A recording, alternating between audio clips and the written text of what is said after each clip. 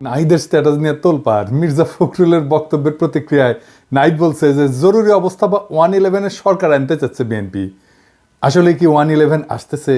আওয়ামী শিবিরে উল্লাস, গর্ত থেকে বাইর হয়ে মিলিটারি কুয়ের স্বপ্ন দেখতেছে।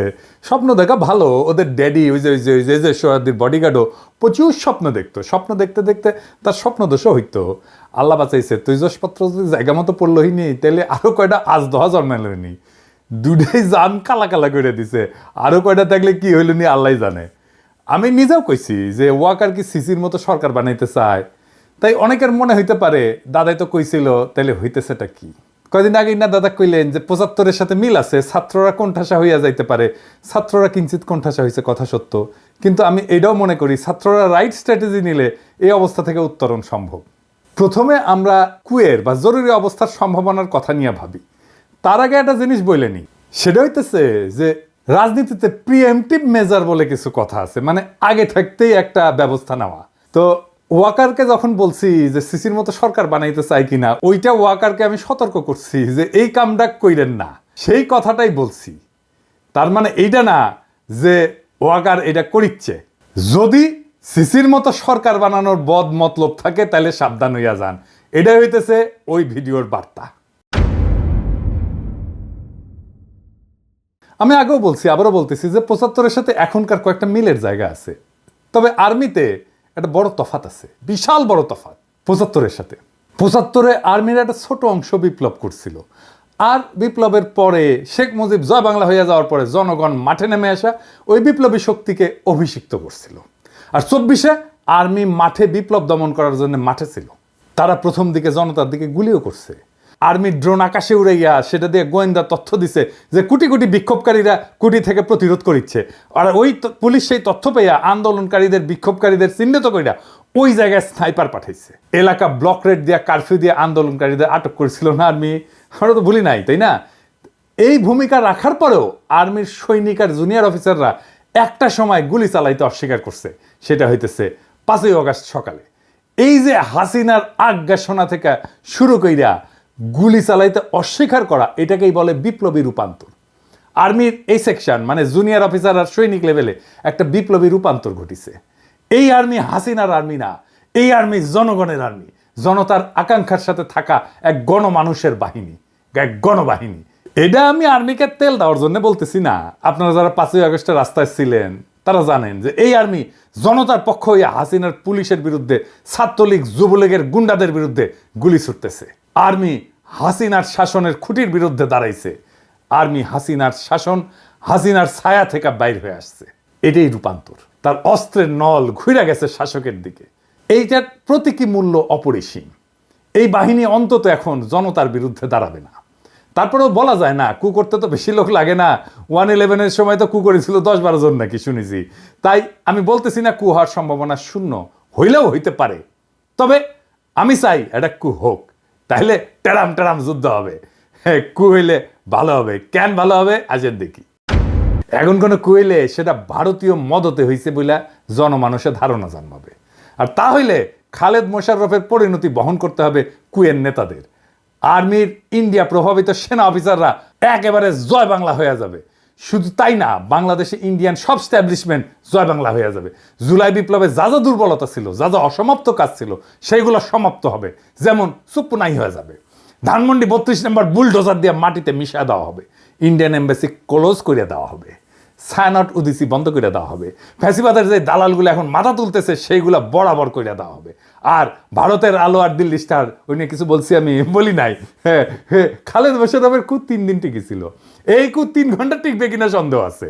তখন সেনাবাহিনীর মধ্যে লিফলেট ছড়ানো হয়েছিল, ওই যে 75-এ নভেম্বর বিপ্লবের সময়। এখন পিনাকি আর ইলিয়াস ভিডিও বানাবি আর সেনাবাহিনীর জুনিয়র অফিসার আর সৈনিকদের আহ্বান জানাবে। 2 না পাল্টাইছে। বাংলাদেশের মানুষ রক্ত দিয়া বিজয় ছিনায় আনছে। সেই মানুষ ঘরে ফিরে গেছে সত্য, কিন্তু জুলাই বিপ্লবের ক্ষত সারে নাই, বুকের আগুন নেভে নাই। এই অগ্নিগর্ভ অবস্থায় জরুরি অবস্থা বা কু হান্দায় দেবে তেল ছাড়া, যেন এরপর কখনোই আর কু অভ্যাসের কথা কারো মাথাতে না আসে। আমাদের কাজ ফ্যাসিবাদের দোসরদের দাবরানির উপরে রাখা। আপনাদের চোখে পড়তেছে না হয়তো, কারণ এই কথাগুলো প্রকাশ্যে বলার বিষয় না, কিন্তু অনেক কাজ পিছনে হইতেছে।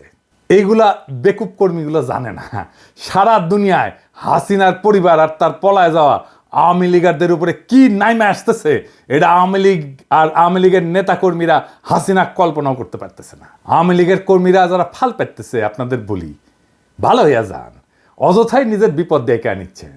আমরা দয়া কইরা, একদম দয়া কইরা, মায়া কইরা প্রাপ্যটা দেইনি, ফাল পাইরেন না। আমি প্রত্যেকটা অঞ্চলে আওয়ামী লীগের কর্মীদের গণ ক্ষমা চাওয়ার আহ্বান জানাইতেছি। পাড়ায় পাড়ায় এদের ধৈর্য তওবা করাইবেন, মসজিদে মন্দিরে সমাজের সামনে হাত জোর কইরা মাপ চাইবে, কইবে আমার ভুল হইছে, মাপ কইরা দেন, আর কখনো করব না। তাইলে এদের তরপানি কমবে। এদের কোথায় পাবেন?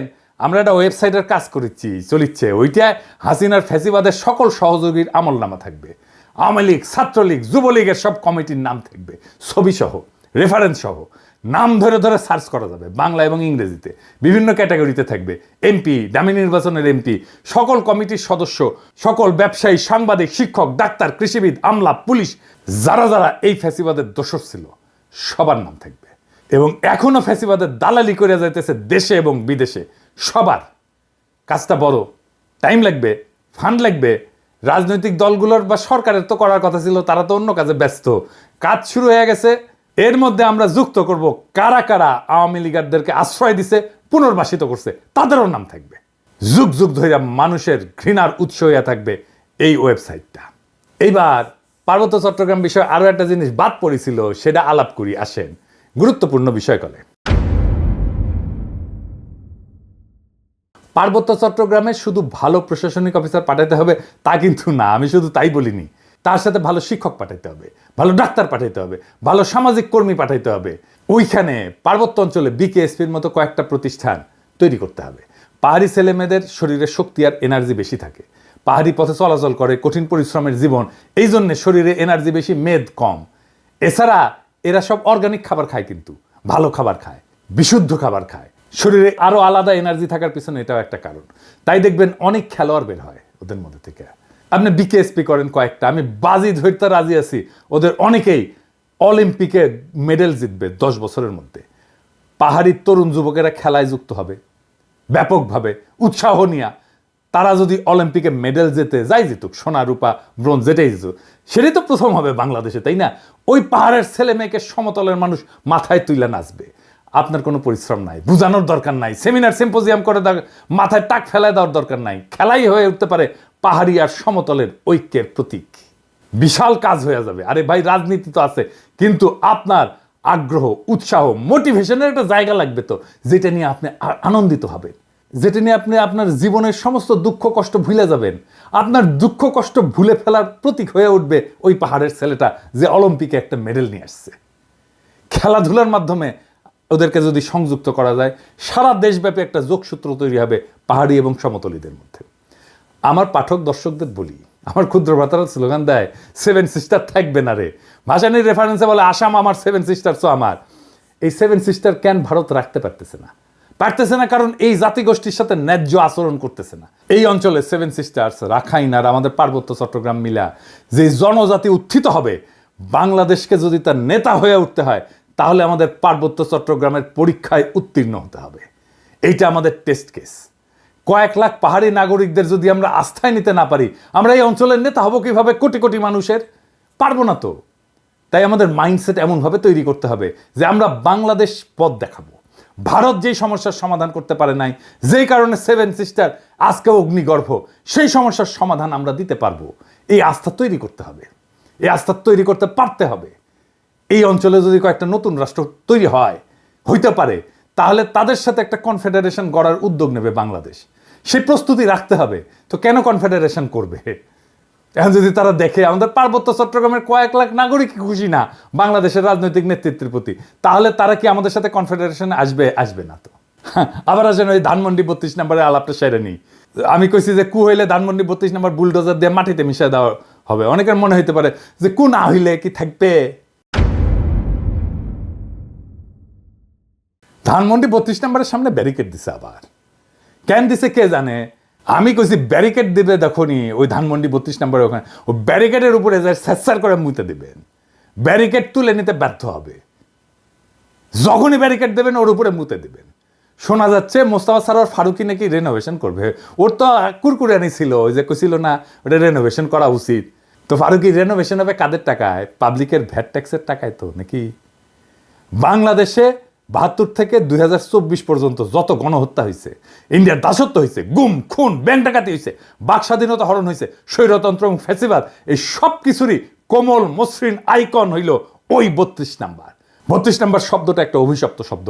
৩২ নাম্বার বাংলাদেশের ফ্যাসিবাদের আতুর ঘর।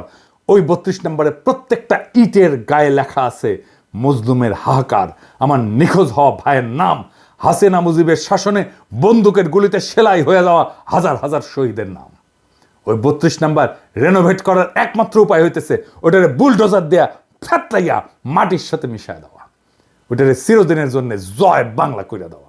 ওই কাজ আমরা করব, একদিন করব, আজ না হোক কাল করব। ওইটা রেনোভেট যে করতে আসবে তারও সানডে মানডে ক্লোজ কইরা দিব। ইনকিলাব জিন্দাবাদ।